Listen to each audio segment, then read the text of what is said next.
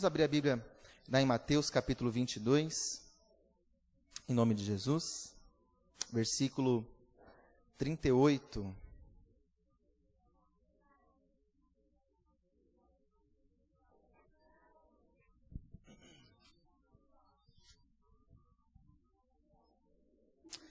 Vamos ler a partir do 36, na verdade, que o 38 e o 39 são os versículos chaves aqui, mas é o 36 que começa esse diálogo que traz para a gente o entendimento dessa palavra.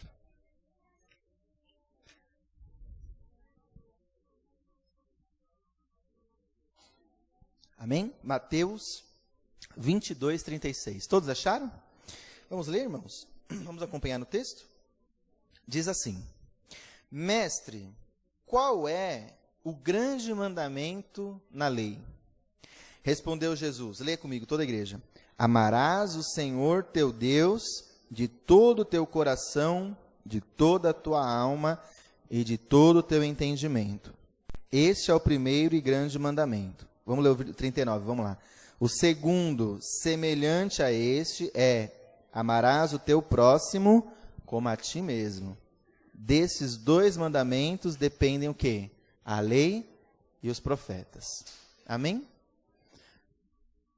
Vamos em poucas palavras aqui meditar nesse texto, nessas palavras que Jesus falou aos seus discípulos, aos seus ouvintes, depois que ele foi perguntado por um dos mestres da lei, qual era o maior dos mandamentos. E a gente está sempre preocupado, não é? Como tem que ser mesmo, em agradar a Deus. E a gente observa sempre na palavra quais são as orientações, as recomendações, os oráculos, os mandamentos de Deus que determinam uma conduta que a gente deve seguir, porque a gente entende que fazendo assim, nós estamos fazendo a vontade de Deus. Sim ou não? Não é assim? Nós estamos buscando sempre compreender qual é a vontade de Deus através da palavra. E qual que é o risco disso, irmãos? De nós, muitas vezes, nos apegarmos tanto à necessidade de atentar às regras, que nós esquecemos da essência. Jesus, muitas vezes, ele censurou os religiosos da sua época, porque eles eram muito apegados à lei. Eles eram muito rigorosos no que diz respeito a cumprir os rituais da lei de Moisés. A cumprir os rituais, os mandamentos, as regras de conduta, que no caso do povo judeu eram muitas, de fato. Por quê? Porque a lei que Deus deixou para eles observarem não era apenas uma lei religiosa, no sentido da palavra, mas também eram leis civis, né? Cívicas, eram leis morais, eram leis de como lidar com aquela pessoa que cometesse algum crime, algum delito. Então, por conta dessa natureza legalista, eles eram muito cuidadosos no que diz respeito a observar a regra. Mas eles se esqueciam, e no tempo de Jesus, isso já era um problema crônico, já era algo impregnado já no meio religioso, nas autoridades que governavam o povo. Eles se esqueciam de perceber que o que mais importa para Deus, no que diz respeito a cumprir a sua vontade, não é a regra propriamente dita, mas é o princípio que está por trás daquela regra. É a razão de ser, o princípio é por que aquela regra existe, ou seja, qual que é a base, o fundamento de fazer aquilo que Deus manda fazer. Ou seja, um princípio é uma motivação. Guarda aí seu coração, diga comigo, princípio significa motivação. Por exemplo, você tem uma lei que determina que o patrão tem que pagar para o funcionário no final do ano o quê? Depois que ele trabalha o ano inteirinho? O 13º. Isso é uma lei, não é verdade? É uma regra. A empresa tem que cumprir? Sim ou não? Se não cumprir, o empregado entra com uma ação trabalhista, vai lá e recebe na justiça. A empresa tem que cumprir a regra. Mas por trás dessa regra tem um porquê. Alguém criou essa norma com uma finalidade. Esse é o princípio. É a razão de ser, é o motivo da regra. Então, compreendido isso, eu quero trazer para você esse entendimento, que o povo religioso que Jesus mais censurava, eles eram bons de cumprir regras. mas eles não estavam nem aí para os princípios, as motivações. E por isso, eles erravam muito na hora de cumprir as regras. Porque eles queriam fazer o cumprimento da letra fria do mandamento, sem observar a razão de ser daquilo. E qual que era a finalidade de Deus em determinar, por exemplo, que eles matassem animais. Qual que era a motivação de Deus em determinar que as crianças se apresentassem no templo depois dos 7 dias de nascido, o rapaz, a criança do sexo masculino, para circuncidar, para fazer a circuncisão. Tudo tinha uma razão de ser. Eles eram tão legalistas que eles acabavam esquecendo os princípios. Quando esse saduceu, mestre da lei, pergunta para Jesus qual é o maior dos mandamentos, ele está perguntando para Jesus qual é a regra mais importante. E Jesus faz ele observar que o mais importante não é a regra, é o princípio. E Jesus leva ele a observar, então, que o maior dos mandamentos é aquele mandamento que tem a ver com a nossa motivação, que é o mandamento do amor. Ou seja, o amor tem que ser a razão maior que determina os nossos atos, as nossas ações, as nossas decisões. E a gente tem que resgatar isso no nosso coração constantemente, irmãos.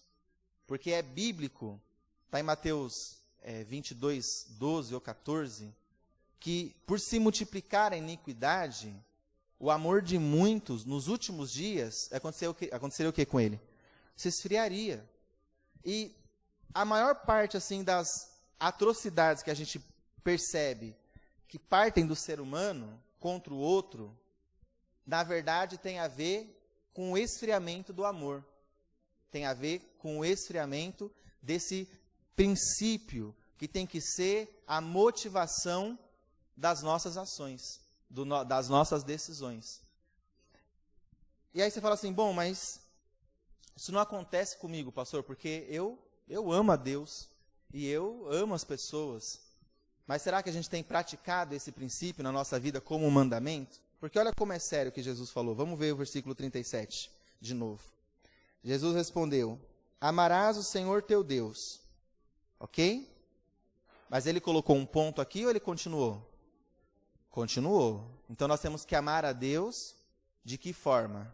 De todo o coração, toda a alma e todo entendimento.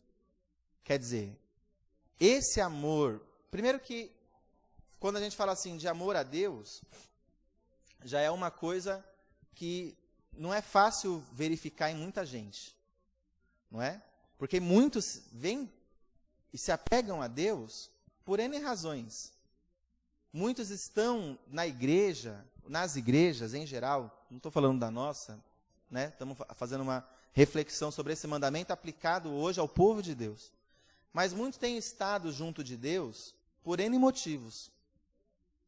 Por interesse, por medo. Sabia que tem muita gente que serve a Deus e permanece servindo a Deus porque tem medo?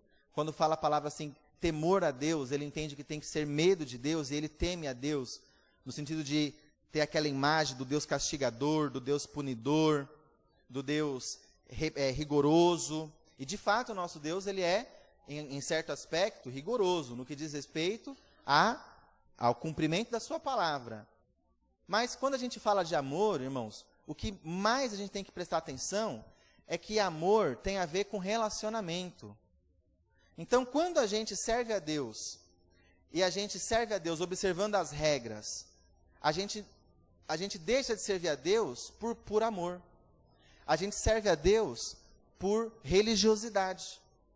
E a gente tem que servir a Deus com essa motivação, a motivação do amor. Isso exige de nós o quê? Um relacionamento com Deus. Porque eu só consigo amar uma pessoa, não é?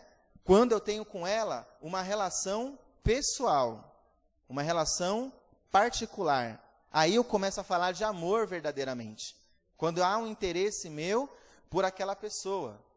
Quando a gente serve a Deus e a gente não busca com Deus um relacionamento pessoal com Deus, nós estamos correndo um risco de estarmos servindo a Deus apenas observando as regras da igreja, as regras da palavra de Deus, as regras da religiosidade do nosso coração, as regras que a gente aprendeu lá fora do que é a pessoa de Deus, mas a gente não serve a Deus por amor. Para servir a Deus por amor, nós precisamos buscar ter com Deus um relacionamento pessoal. Quando não, eu fico com o meu foco muito no quê? Nas pessoas que estão na igreja. Então, a pessoa ela fica com o foco no obreiro, ela coloca o olho dela no ministro, ela fica com o foco nas pessoas, e ela deixa de focar em quem? Em Deus.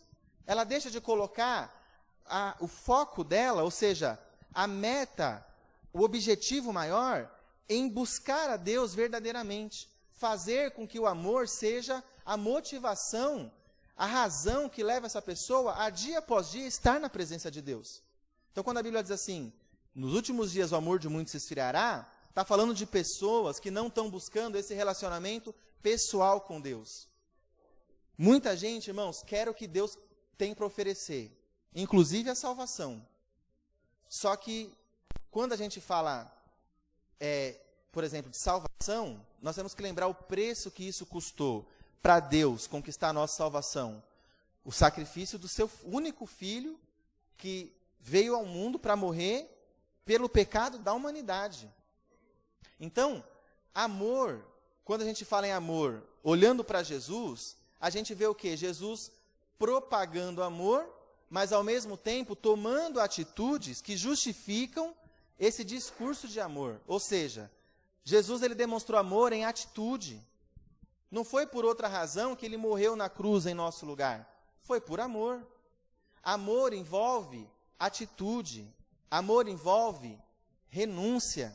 Amor envolve entrega. Irmão, amor é pagar um preço por alguém. E isso é amar verdadeiramente. A pessoa que ama e ela não está disposta a pagar um preço por causa desse amor, então ela não ama verdadeiramente, ela ama a si próprio. Quando a gente fala, então, amarás o Senhor teu Deus de todo o coração, toda a alma e todo entendimento, exige isso de nós. Exige nós entendermos que o amor a Deus vai exigir algo de nós.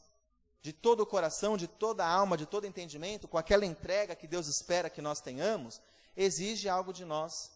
E Deus espera que nós estejamos dispostos a entregar isso, para que nós demonstremos em atitude esse amor.